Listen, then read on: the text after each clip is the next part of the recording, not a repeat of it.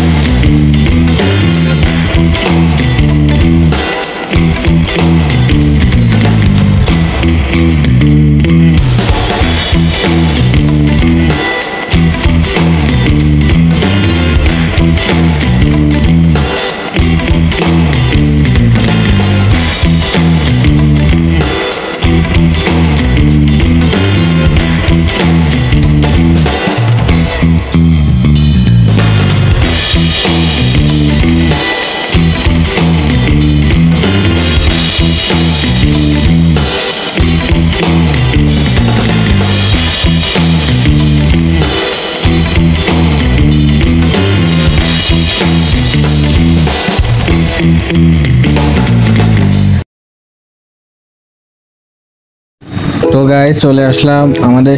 তো গাইস আমি এখন গ্রিন মশলা খাইতেছি, প্লাস এখানে নান রুটি আছে, আরও অনেক কিছু অর্ডার দিচ্ছে, আস্তে আস্তে খাবো, আপনারা দেখতে থাকুন।